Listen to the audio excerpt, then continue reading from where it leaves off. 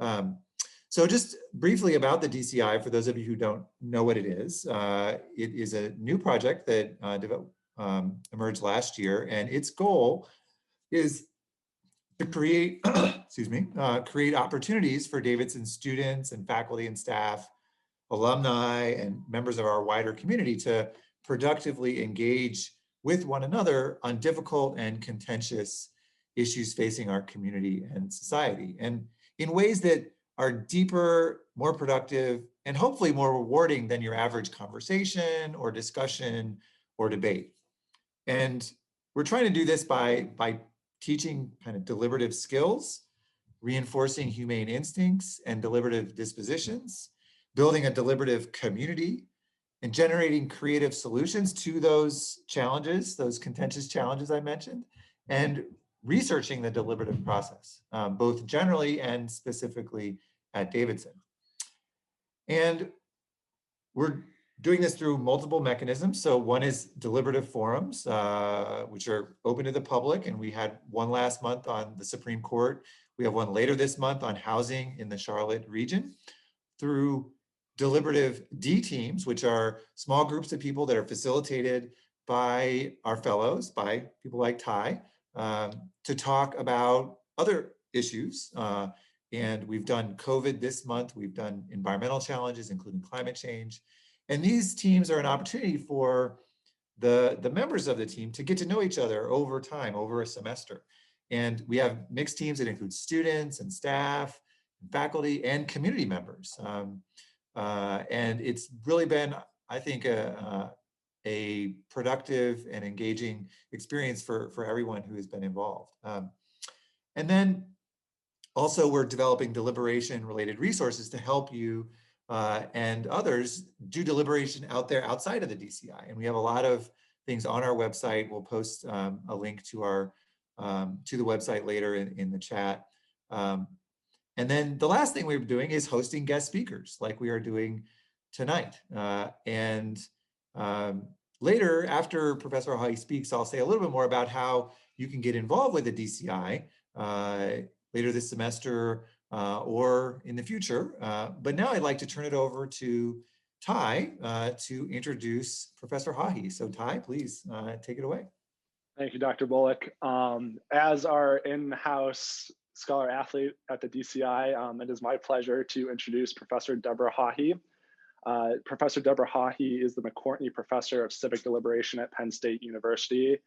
With her extensive expertise in the study of rhetoric, she writes and teaches the histories of rhetorical theory with the focus on rhetorical's less discussed rational dimensions such as feeling, bodies, sensation, and imagination. As a 1991 graduate of the University of Tennessee and member of their Division I women's basketball team, it is no doubt that her experiences on the basketball court have influenced her perspective on her studies. Dr. Haughey's latest book, Rhetoric in Touch and Claw, Animals, Language, Sensation, received the Rhetoric Society of America Book Award in 2018. Tonight, Dr. Haughey will share her insights about the connections between athletics, deliberation, democracy, and the liberal arts and education, informed by her academic scholarship and experience as a scholar athlete at the University of Tennessee. It is my pleasure to introduce Dr. Haughey this evening. You now have the floor, Dr. Haughey. Thank you so much, Ty, for that introduction, and thanks for being here. And thanks to you and your colleagues at the Deliberative Citizenship Initiative for inviting me to Davidson, especially Van Hillard and Graham Bullock. And once again, I'd like to thank Claire McGee for her kind of behind the scenes work, but now before the scenes, and she's doing a great job. So as I said on Monday evening, my only regret is that I can't be there in person because I've never been to Davidson College. And I didn't mention this on Monday, but I was born in North Carolina. My family lived in Tennessee, but my mom was visiting her mother-in-law who lived in North Carolina, and that's where I was born. But I should mention another connection to Davidson, which is that at the beginning of the pandemic, my daughter and I, she's 11 now, she and I read out loud to each other the memoir, The Rebounders by Amanda Ottaway, who was a Davidson English major and a member of the women's basketball team from 2008 to 2012. And so I have strangely vivid impressions of a campus I've never visited, thanks to reading. and especially its sporting spaces from that context. And that's kind of what I'm going to be talking about today, because given Davidson's unique position as a small liberal arts college that also participates in Division I athletics, Graham and Van wanted me to talk with you about my first book, Bodily Arts, Rhetoric, and Athletics in Ancient Greece. And I'll just hold it up here since I have it. And there I look at the curious intersection between training in sports and education in oratory or rhetoric, which was one of the original liberal arts. And that book is now 17 years old. I told a colleague yesterday that it's almost an adult.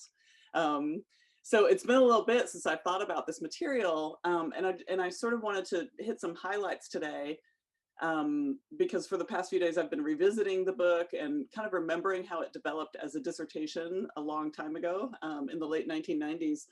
But its real beginnings go back even further, to when I was a Division I athlete myself, as Ty mentioned, at the University of Tennessee, and I played for really the legendary coach Pat Summitt.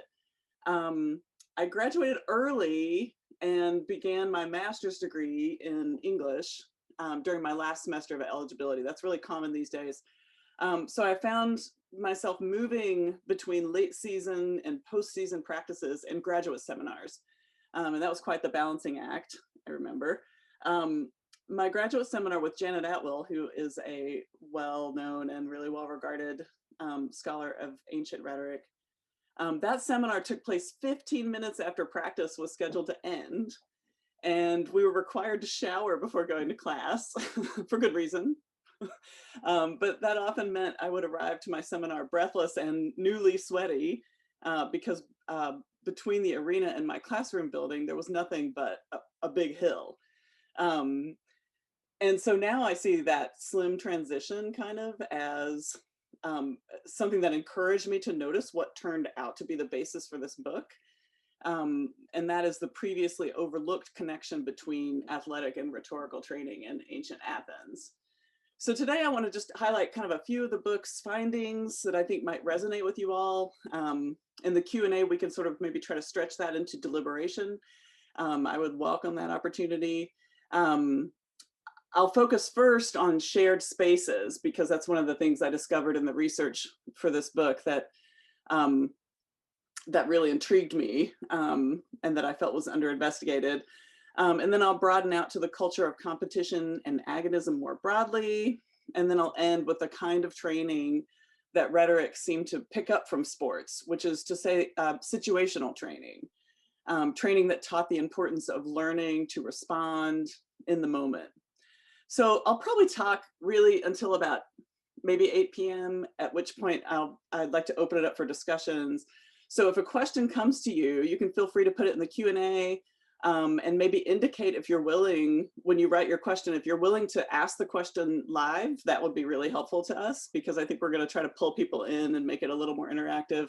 But that's up to you. If you prefer to type your question and have Graham ask it, we can do it that way too. But if you could just indicate what you'd prefer, I think that we'd appreciate that. So for the question of shared space, and here I'm going to share some slides. Oh, we forgot to check this. So Claire's going to make me, thank you, a co-host. She's so quick at this. There we go, already. It's already there, thank you. And I'll share really quickly. I don't have a ton of slides tonight, but they're all images, which I think is usually pretty fun. So I want to take us back to that hill I mentioned that I had to go up after practice. So here is University of Tennessee's campus, and way at the bottom, that big white box is the Thompson Bowling Arena, where we practiced basketball, and we played basketball there. And I would come out here at the bottom, and I'd have to walk up Lake Loudon Boulevard, which is really long. It felt long. And up here to the Humanities and Social Sciences building, if you can see that at the top, sort of left.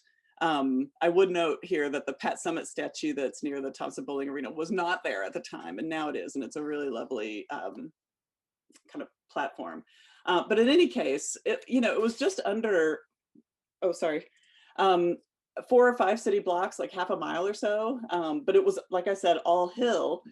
And I feel like if I had to walk it today, it probably wouldn't feel like a very steep hill, but if I were to do it after a 3-hour practice that usually ended with timed down and back sprints, then it would be just as steep as I remembered it.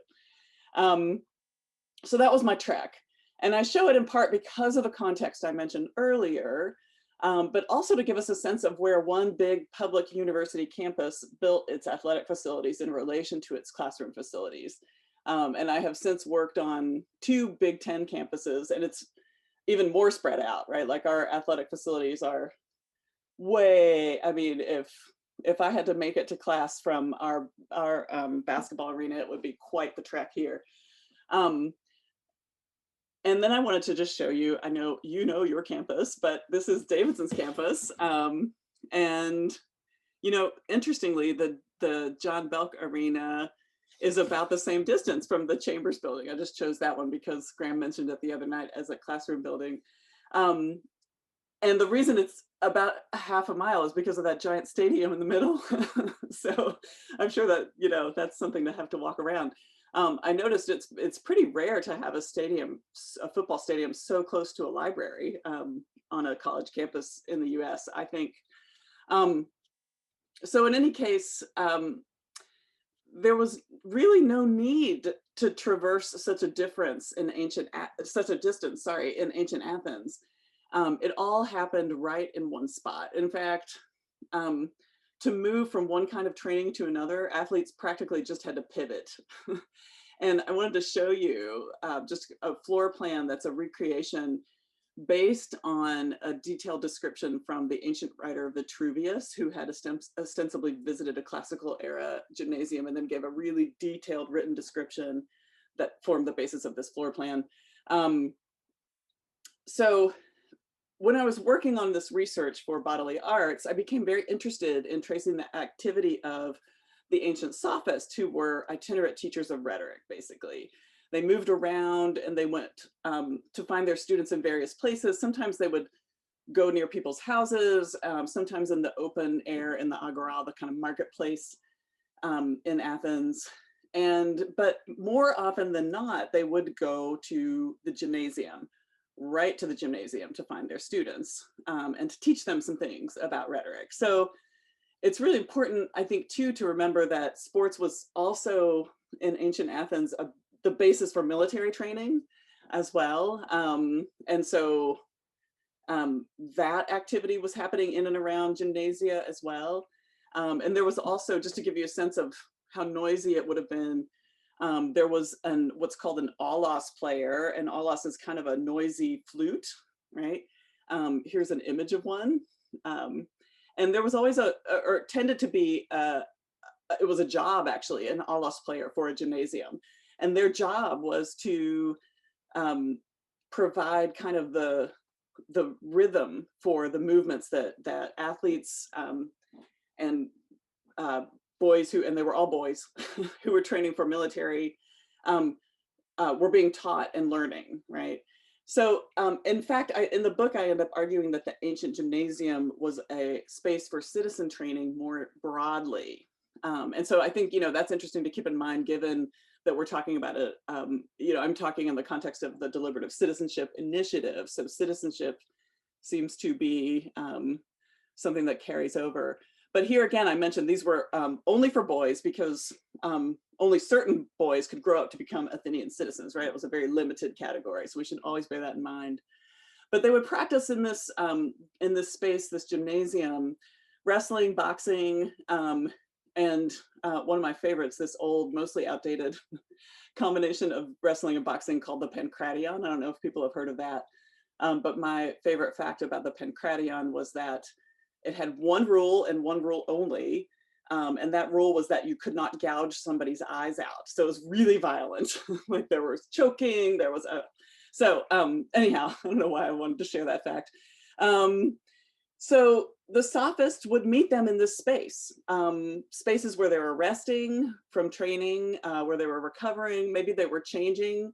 So there's these little rooms on the side, on the perimeter here, are little rooms. One of them, probably the letter B one, would be something like a dressing room, or really it was called an undressing room, because these exercises were mostly performed like with very little clothes. Gymnasium, the Greek, means place where you go to exercise naked.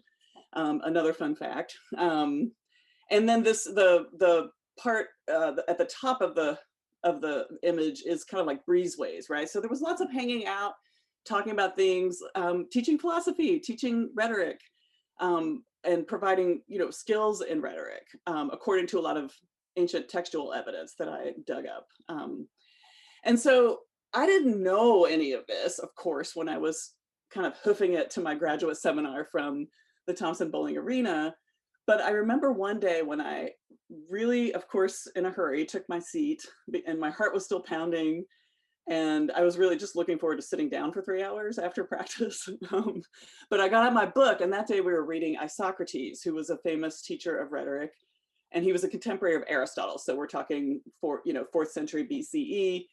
And my eyes landed on a passage in his Antithesis, which is the name of a treatise, where he called rhetoric a gymnastics of the mind.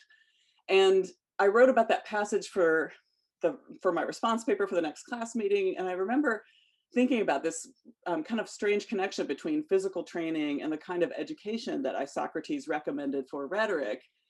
And that training involved learning forms of discourse and then putting them into practice, right? So more than anything, I knew in my then young but still tired bones that there was a connection here, right? Just like my sport had fundamentals that had to be practiced over and over, dribbling and passing, even at the highest levels, players work on those skills. And obviously shooting technique. Isocrates talked about enacting the forms of discourse. And I thought, this seems really familiar. So I'm just gonna stop my share here for a second and talk for a little more. I think I only have one more slide left that I'll show later in the talk. So it turns out that the shared space allowed exactly that kind of shared training. So wrestlers in training would learn certain moves, and then they would practice doing them over and over. They would learn certain moves with words, and they would practice doing them over and over. And this was in consultation with those teachers called the sophist I mentioned earlier. So when I got to the point a few years later, when I was in graduate school, in my PhD program, at Penn State here, and at that point I was working with Jeffrey Walker, who is a scholar of ancient rhetoric and writes about poetry and rhetoric. I learned actually that some of the moves with language had the same name as wrestling moves, and my mind just was blown, right? So for example, the word schema was used to describe the shape of a sentence or a figure of speech. And so one example Sharon Crowley and I talk about in our textbook is, chiasmus, where John F. Kennedy, for example, said, "Ask not what your country can do for you, ask what you can do for your country." So he sort of flips it, right? And the word schema, and so that's an example of a schema, right? Like it's a really well-crafted turn in a sentence. But the word schema also meant a kind of posture or stance of an athlete, particularly wrestler. And then there was a word, these are just two examples, but there are more. The word katabalantes, which is a Greek word meaning the act of throwing over, was used by the sophists to mean, an argument that just really takes somebody down. But in wrestling, it named a kind of really dramatic throwing down of a wrestling opponent. So what I started to find was that because these practices happened in such proximity, there was a lot of crossover. And so how, like, I know Ty is familiar with this, the NCAA has rules that govern the treatment of student athletes. And those rules rest on having that treatment be the same as regular students, non-athletes.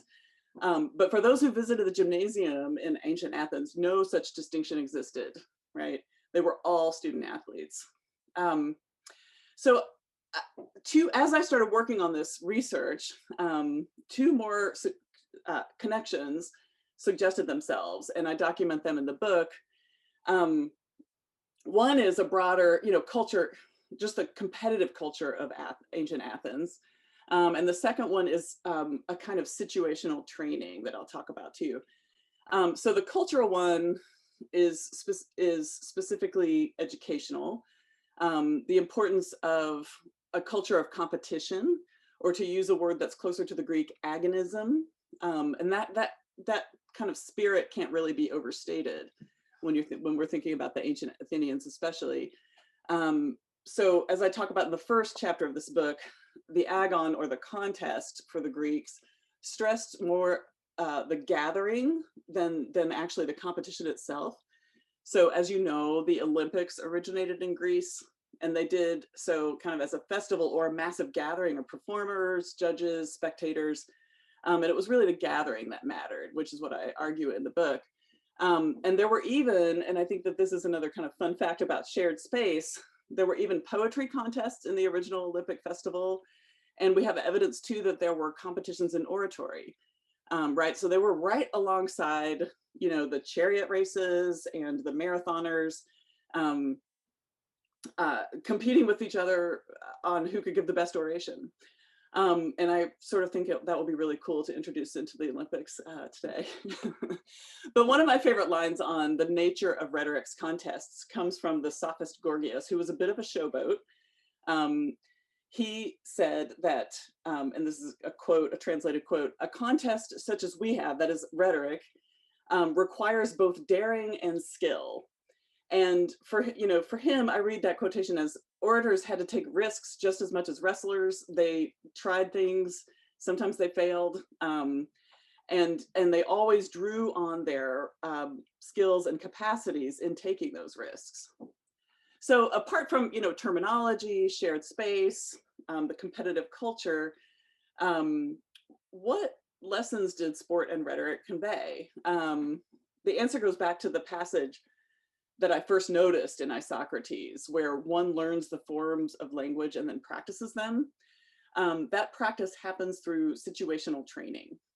So one of the reasons this idea of situational training really resonated for me is the specific time of year when my seminar, the people in my graduate seminar were reading Isocrates. This was just a little bit by chance, although, we had to work through Plato, we read a lot of Aristotle. And so it was this time of year, like March-ish, when we read Isocrates. And those of you who are attuned to the college basketball season know that we're officially in the postseason, right?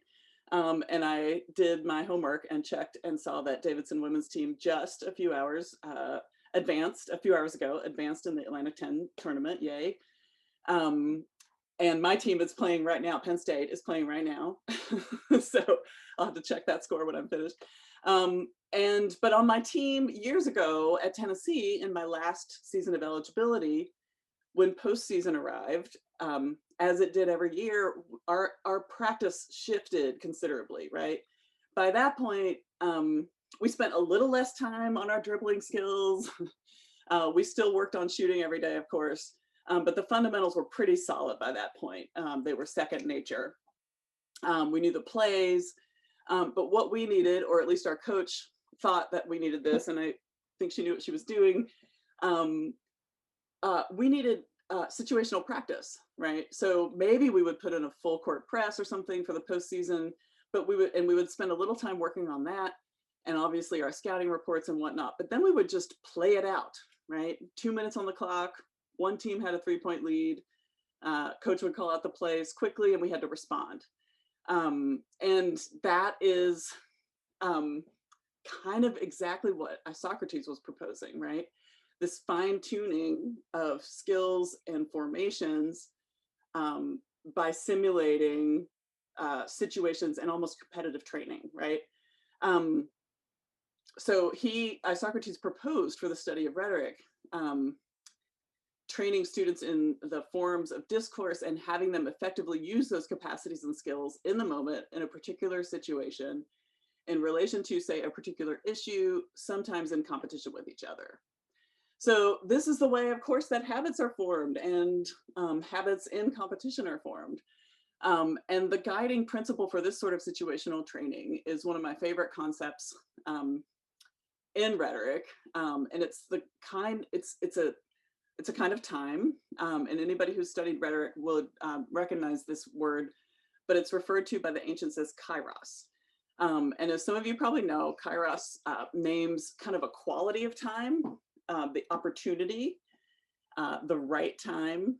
It's usually opposed to Chronos, which is more clock time or calendar time. But of course, clock time with all of its urgency, especially in the context of a basketball game when time can run out, or in the case of tie sport, you know, the clock that times. Now I stumble because I don't know that sport as well, but the speed of the race, right? So that kind of, these kinds of times kind of feed each other, right? Time pressure. If the sophist Gorgias, back to that guy, the showboat, if he had a bumper sticker for his chariot, it would probably read "Trust the Kairos." He was like the big proponent of this kind of time. He was famous for going before crowds and saying, "Give me a subject and I will speak on it," right? Because he trusted that his skills and capacities were so strong and so flexible that he could basically say something interesting and engaging about whatever someone proposed. So the idea here is that he could just talk about just about anything.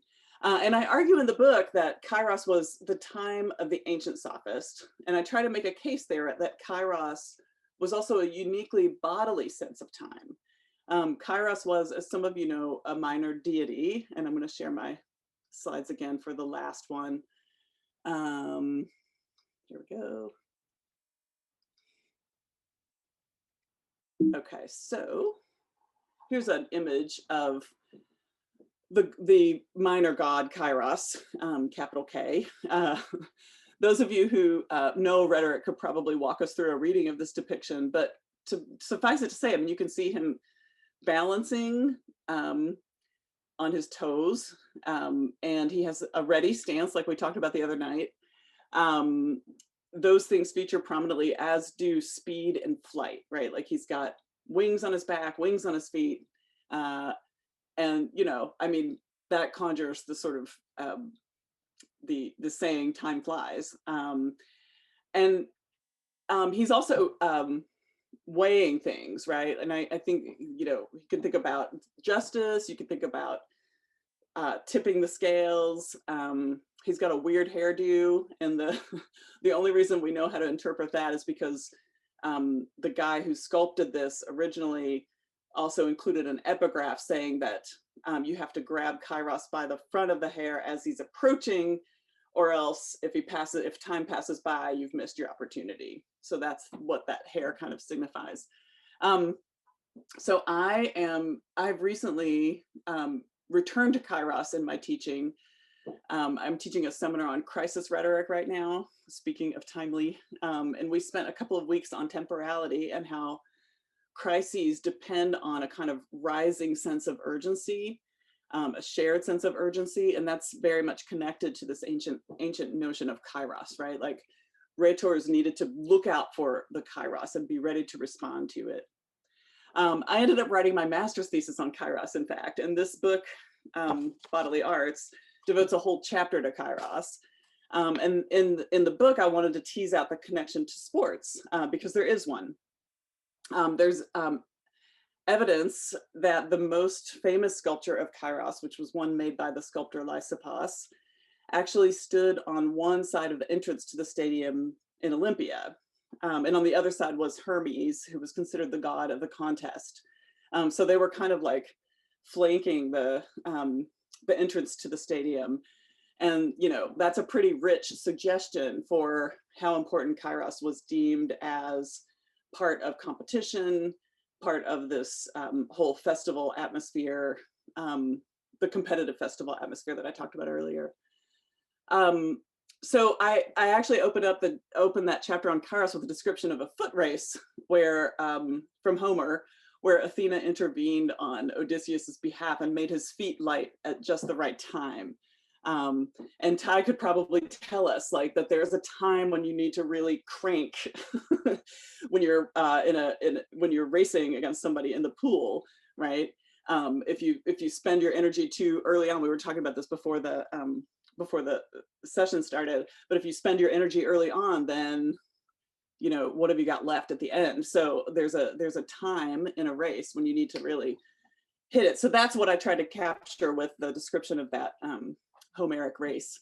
And here, of course, in the context of situational training that we've been talking about for sports and rhetoric, Kairos becomes a bodily conception of timing learned through repetitive practice. So just a couple more points, and then I want to allow plenty of time for discussion or questions. So be sure to get your questions ready for the Q&A. But these practices, rhetoric and sports education, have really pulled apart much in the same way as they become separated on our campuses, right? To the point where some ethicists even wonder whether sports belong on college campuses in the first place. And frankly, I think it's sometimes a good question, especially for a big kind of money-driven sports conference like Big Ten or SEC or something like that. About a decade ago, I started teaching a sports ethics and literature class. And I always look forward to the day when I can introduce the controversy over whether sports and higher education are compatible at all.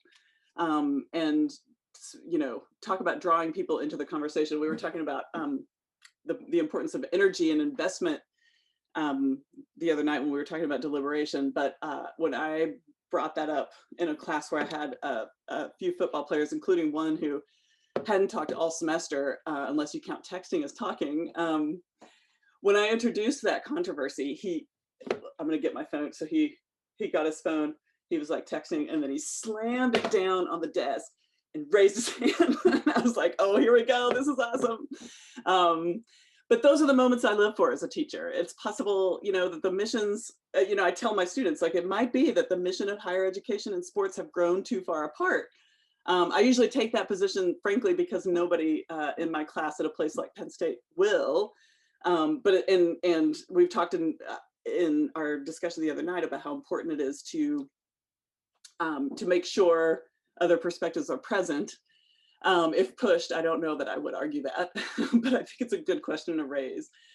So the book I wrote a long time ago prompts insights into rhetorical education as itself, situational training, thanks to that shared space, to the culture of competition. And when it's reapproached nowadays, it can provide rich fodder for reflection on exactly what role sports and competition assume these days, or ought to assume. So I could end by gesturing back to some of the points I was making Monday night about deliberation, which itself as a structure provides the kind of situational practice, practice speaking, but especially, as I really tried to highlight, practice listening. And these practices, I still think, make people better citizens and leaders.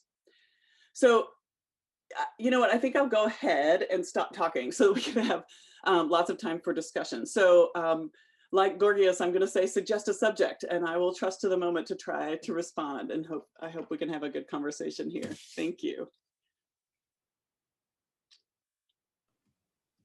Thank you so much for that, Debbie. Really interesting stuff, and I've got a lot of questions myself, but I want to invite everyone to enter questions into the chat, and then also we'll call on you and allow you to ask it directly to Professor Haughey. But I want to recognize first Chris Clooney, who is our Director of Athletics, and he has our first question for you, Professor Haughey. Thanks, Graham. Hi, Professor Haughey. Thanks so much. That was a wonderful presentation. Appreciate you taking the time and to spend with us this evening. My question is, in addition to the connections between athletics and among a number of other things, rhetoric, philosophy, a culture of competition, you mentioned situational training, did there also exist a strong connection between the mental toughness needed within athletics and mental toughness needed in discourse, right? So you think about what you're like separate from fundamentals, right? Like you're talking about repetition and sort of building habits and skills, but the mental aspect, at least to me, is really important. And you talk about athletics, and did that translate into how it's needed in rhetoric, in discourse, in conversation, dialogue, whatever it may be? Was that connection strong as well? Yes, I have two answers to that. One is, first of all, thank you for the question. I love it. One is, I mean, just listening to you talk made me think of, yes, focus, right? Like the sort of the importance of focusing on one's art with one's whole body, right? And what being in the moment, right? Like the zone we call it these days, or we did in the 90s. That was Michael Jordan's way of talking about it. Yes, so I would say absolutely that kind of full body devotion to what one is engaged in at the moment. That carried over from sports into, you know, this kind of broader educational training, so that education itself was a full body thing. And that's one of the problems I had with so many of the accounts of ancient education that existed when I got into this research, and because they all treated it like it was just like this, you know, mind thing, right? And in fact, what my research is trying to say is, you know, there's a full body effort going on here. And so I think focus is exactly one of the things I would emphasize. And the other way I would answer that, or I would supplement the first answer by pointing to another chapter I have on this ancient concept. So I talked about kairos and timing, but the other concept that was super important was something called metis, which is a kind of intelligence. It's a bodily intelligence. Sometimes it was translated as cunning, but that was something that athletes cultivated, right? This kind of nimble ability to move in response to the shifting conditions. And there were animals that represented that idea. So the octopus was one, right? Like an octopus that can sort of slither away. And the fox was another one. But yes, and so the sophists adopted that mode of intelligence as well, which I consider a bodily intelligence, one that again highlights flexibility and thinking on one's feet, right? And thinking on your feet. I mean, if you're a quarterback, like every athlete has to think on their feet, and so does every sort of speaker who's going to respond, right? So what a great question. Thank you, and thank you for being here. I know your job is demanding, so I appreciate your turning up. No, thank you. Thanks a lot. Thanks, Chris, so much. And it also makes me think, as you know, we celebrate the women's basketball team winning today. You know, the men's basketball team, they won on Friday, but lost on Saturday. And you know, this idea of kind of bouncing back, you know, from losses, right? That you know, and you get knocked down, but you get back up, and that happens on the field. It also happens in argument, right? You lose arguments, or you don't offer the most persuasive argument. That doesn't mean you give up. You have to persist, you know. So Chris, I think that there's many layers to that mental toughness that you raised. So I know you've got to run, but appreciate you being here with us. Yeah, thank you so much. And we have a couple questions in the Q&A. I want to recognize and bring in Professor Hillard, who you saw briefly at the beginning, and he has a question for you, Debbie. So, and here he is. Oh, I think we're muted, maybe. Oh, we lost? Oh, there he is. Yeah. He's here. Am I? Yay! Yeah. Okay. I always feel so happy when somebody gets their volume back. So I was, you know, thinking of Kairos and his balancing and his scales as, you know, maybe we can resurrect him as sort of the king of deliberation too, because you know, deliberation has that Latin root of liber and balancing, and so we've got, you know, him ready to deliberate perhaps as well. But I guess I was thinking of a kind of more contemporary interest in differently abled bodies. Yes. And the whole business of disability, and how it seems to me that without rhetoric being involved in helping us think through athleticism in ancient Greece, we might be tempted to think of athletic training as a kind of perfectionistic impulse. And you know, we know so many of the the Greek, particularly statues of men's bodies and the whole business of how a man's body was supposed to be proportioned and Totally. all of that. But I guess I was thinking that rhetoric gives us a new emphasis on things like resources, affordances.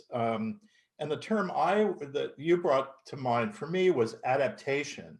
And so, and also is trying to think about Aristotle a little bit. And if we really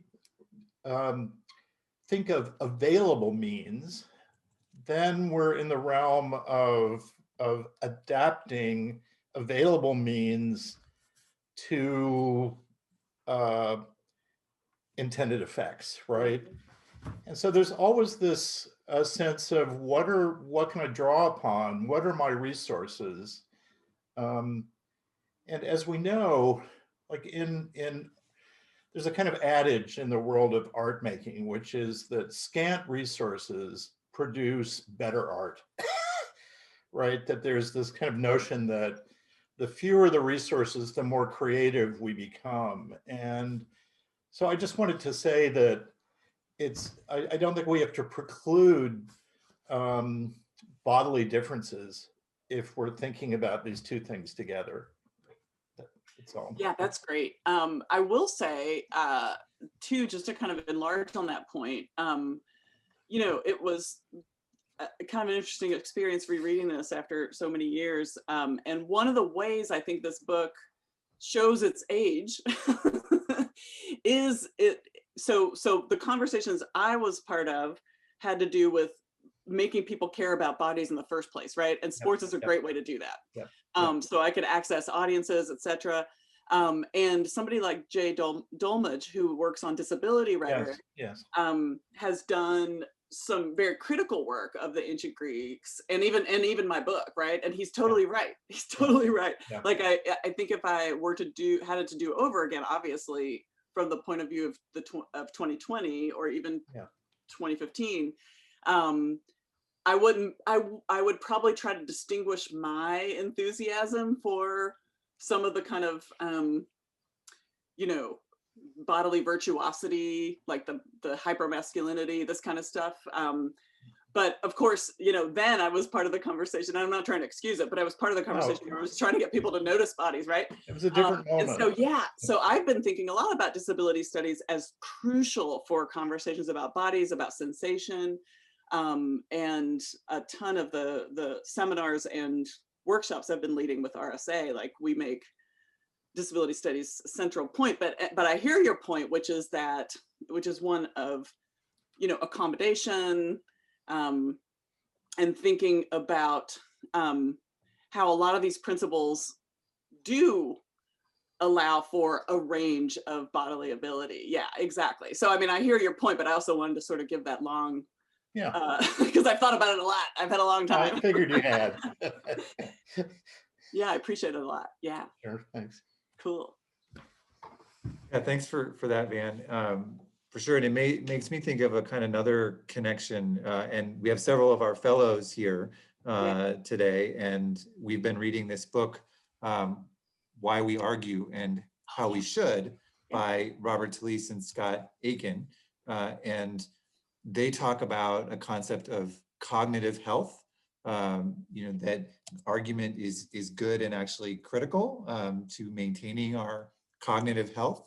And that there might be an interesting connection, between kind of thinking of physical health and cognitive health, and that, to Van's point, there's maybe a range of thinking about both, right? In different dimensions of physical and cognitive health, but that doesn't obviate the need to think about both concepts, and how they relate to each of us. That's right. And then we can't ignore either. And so that I just wanted to point that out for our students. But we have some faculty, we have some people from athletics here. So I want to encourage anyone to, just type into the Q&A. I have a question, and we'll call on you. You don't have to write it all out.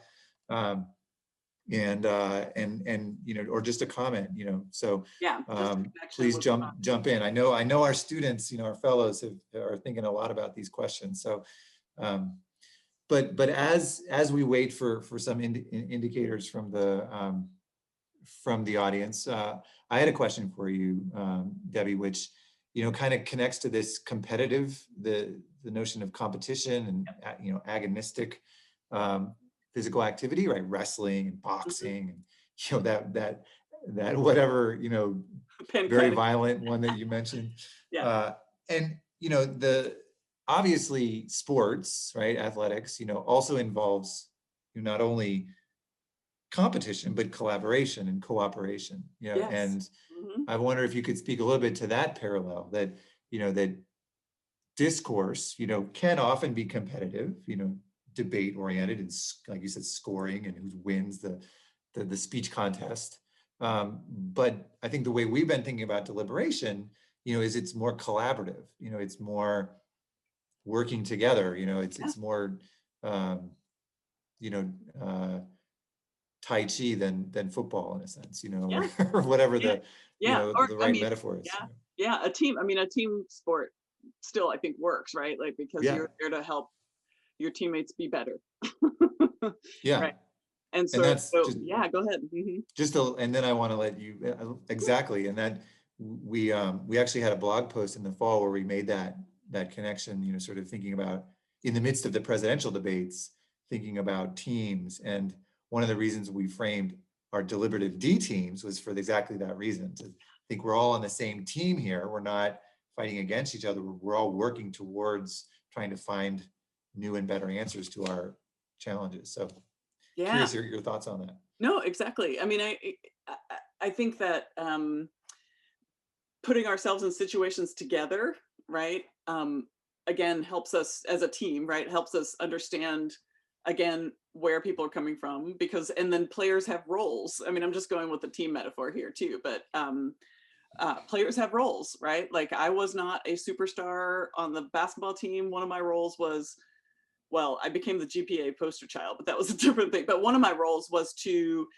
help the All-American who started in my position be better every single day, like work with her, encourage her, So I think that sometimes those less visible roles, and in education, just don't get noticed or appreciated, right? And I think that as classmates, the students who are here can look out for opportunities to engage each other deeply, because I think that kind of practice helps everybody, right?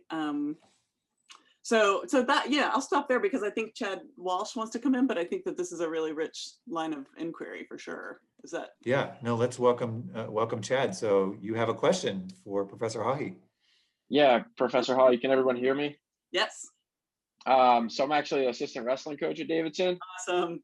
Yeah, I was really excited to be on this call. And I don't really have as much of a question, just as much as I'd like to kind of start a discussion about a guy that you probably know named Cael Sanderson.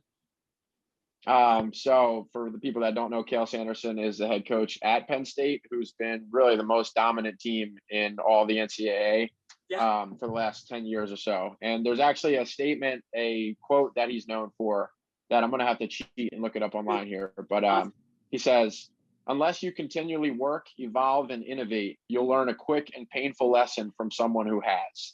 Oh, that's very nice. That's a nice quotation. Yeah, keep going.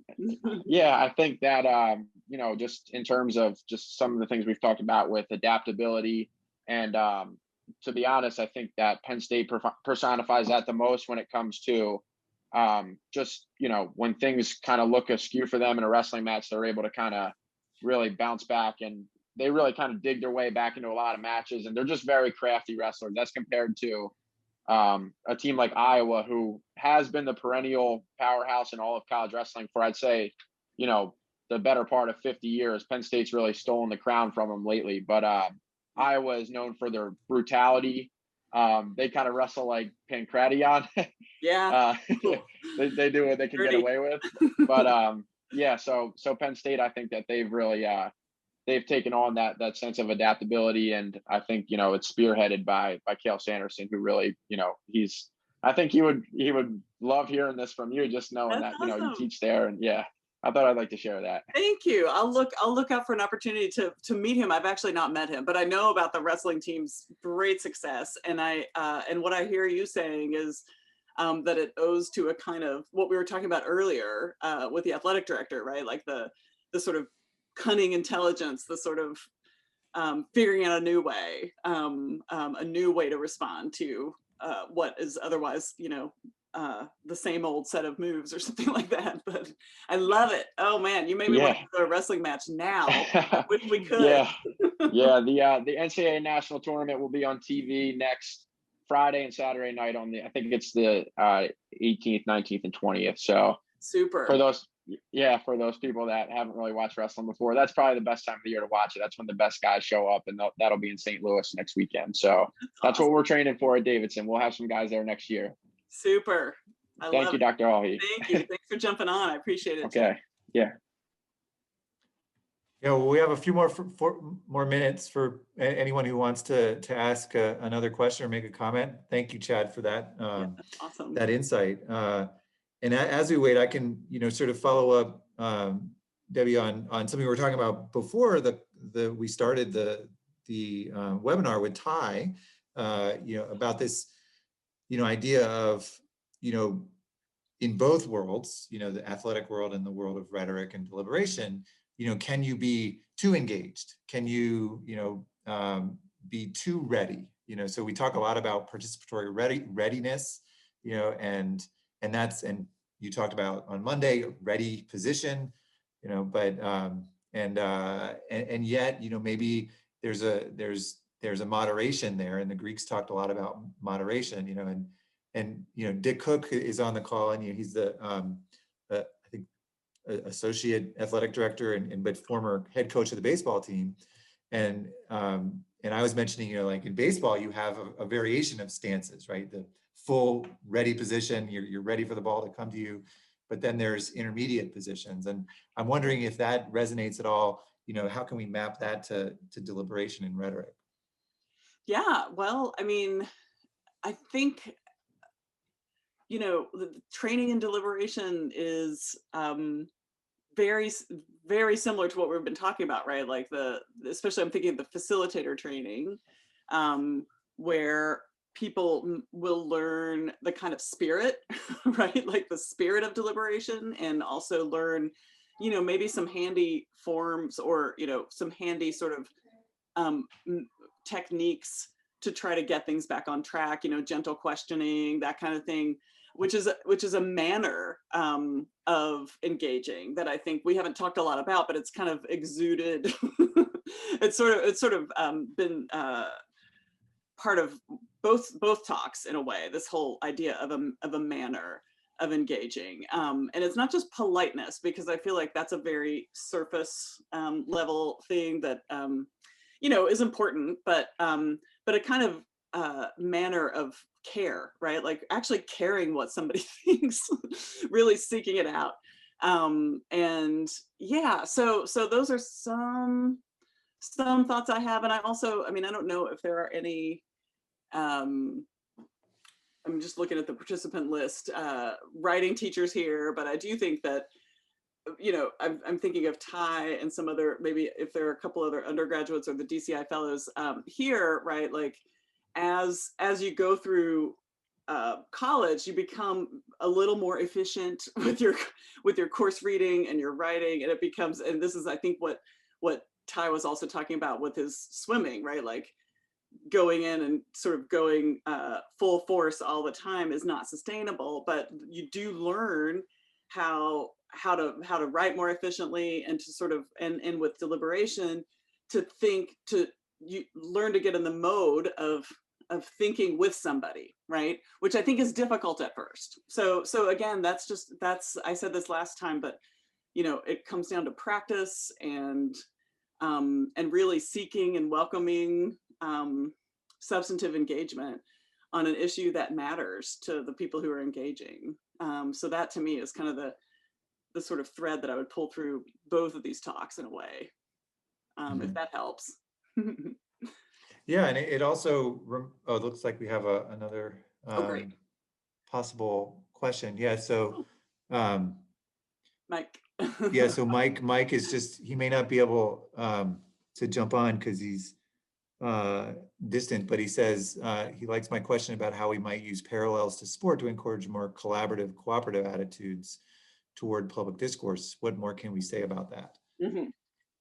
Yeah, well, I mean, I think now I'm thinking about some of these collaborative games I play with my kid, right? Like these are brand new on the scene, and it's not about sort of quashing your opponent, but working together with the person you're playing with to achieve a goal together, right? And I actually really like that cooperative attitude, and it reminds me again of my work on the team. Um, and I'm looking at Mike's question here. So how can we use parallels to sport to encourage more collaborative, cooperative attitudes? Again, it comes down to the kind of seeking and welcoming help, right? I mean, I'm just thinking about how strange it seems to sort of when you're trying to think through something, to ask somebody like, can you help me here? Like what I'm trying to work through is blah, blah, blah, right? I mean, that's one of those forms that gets incorporated into deliberation to great effect, I think, right? And even a facilitator can say, okay, I need a little bit of help here, and just enlist the participants to step outside and think like a facilitator, right? Like that, to me, spreading the responsibility is something that deliberation improves for, and also, or improves if you do that, and also can encourage. And I'm just thinking now of like all the research on sports and touch, right? Like when players pick each other up, and there was recently a study about teams that touch each other and encourage each other, teammates who encourage each other during a game, and their relative success, which is measurable and demonstrable. And I think that if we take that idea of sort of touch and care, and make it more metaphorical, and find ways with our words to reach people, and to cultivate something like touch and support and care. Now I think we're really cooking to switch registers altogether. But I think now we've got a deliberation that people are interested in, and not just waiting to talk, but they want to hear what people are thinking and saying and believing, what they end up believing. So I got all excited there. So thank you, Mike, for pushing us on that. And I'm sorry that I'm really thrilled that you're joining us. Where are you? The Pisco National Forest? That sounds lovely. Yeah. And what a commitment to hop on. So. Yeah, and Debbie, I think you mentioned kind of themes pulling through your two talks so far. One is, I think, also dispositions, right? Yes. So right. And this idea of that athletes have certain need to have certain dispositions. Chad mentioned some as well, and that the fellows, we've been talking about the balancing dispositions or our different values or instincts, that you can't let one override all the time. Right. that you have to know when something, even seeking justice, you can seek justice too much. You need to have some mercy. You need to have some kindness to take the edge off of that justice. But you can't just be all about mercy either. Yeah. And so the theme of sportsmanship, seems to be relevant, in a sense, right? And I noticed, watching the women's basketball game, you don't see it very much, but one of our players had fouled another player on the other team and helped that player up. Yes, I just saw that at the Penn State game. Yeah. And, I mean, it's noteworthy because it's rare, right? Exactly. Yeah. But I saw one of our players get really frustrated because she'd fouled, right? So she got frustrated, and then she just shook it off and helped the player up. And I was like, that's how you do it. That's how you do it. And that's a disposition that can carry over to deliberation, right? Like somebody said something that really irritates you. Okay, note that. All right, who can we turn to? How can we turn this, right? And it's the shape-shifting wrestler that Chad brought up. So I love that. I love that wrestling point. Yeah, and figuring out how to strike that balance between that hard edge, that mental toughness, that desire to win That's right. with that sportsmanship. And Yeah. I'm in the midst of watching Cobra Kai right now on Netflix. And those of you who've been watching it, I mean, they're dealing with these exact questions, like when is, when is too much? When do you need to take off the edge a little bit and be a better, have more sportsmanship. Yeah. So, but we're about at time, and as Claire just mentioned in the chat, the recording will be available on our website, and then also Van added something in the chat as well to check out. I wanted to note to our coaches on the call. I know Chad is still with us, and Dick as well. If this is compelling to you, these connections between athletics and rhetoric and deliberation, Chris Clooney and I have been talking about, he had to jump off to another call, but about exploring ways we can, athletics and the DCI can work together, and, create opportunities for our scholar athletes to learn some of these skills of deliberation and facilitation and bring them, to their teams, as well as, in their wider world of interacting with challenges that society is facing and in leadership roles. And so there's a lot of possibilities there. We have training opportunities, for team captains or coaches, on facilitation. We have these D teams that, members of the wrestling team could sign up for, or the baseball team. And so if those are of interest, we can follow up in the coming weeks and months and explore them further. So we're certainly excited to have those conversations. And then others who are on the call, and including faculty members. I see Burkhard out there. So hey, Burkhard. We're also going to be doing more about deliberation in the curriculum. And we're going to be organizing a deliberative pedagogy collaborative starting up in August, where faculty will be talking about how to introduce more deliberation into their courses. So stay tuned for that. We'll have an invitation and application for that later this spring, and we're very excited about it. And then, but even more immediately, we have one more event with Professor Haughey on Thursday. If you haven't gotten enough of her so far,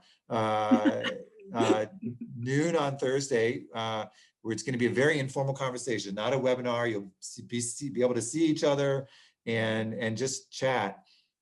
And so Claire just entered the address to register for that conversation. And one thing I know I'm going to ask her about is her work on climate rhetoric, because she's writing a book on how activists, in particular youth activists, are using different forms of rhetoric to advance their interest in fighting climate change. And then we can also ask her about anything else, her work, on athletics, on art, on deliberation in the classroom. So, this webinar format is a little bit constraining, but that will be, very open and informal. So, if you'd like to join us for that conversation, please do so. Yeah, and bring your lunch. I like to have Zoom lunches. I probably won't eat, but you all should eat. Yeah, Zoom lunches are great. So with that, let's see if there's any other things in the Q&A. But thank you all for joining us tonight, everybody, and asking these some really great questions and jumping in and adding insights as Chad did. So again, you're welcome to come on Thursday and to follow up with the DCI, with Claire, myself, with Van, or with any of our fellows, including Ty. Ty is, at the, kind of cutting edge of what we're doing as a fellow, and so thank you, Ty, for introducing Professor Haughey tonight. Thank you, Claire, for making all this work. And finally, last but not least, thank you, Professor Haughey, for this amazing evening. Lots to think about. Awesome. Thank you. Thanks for joining us, everybody. Have a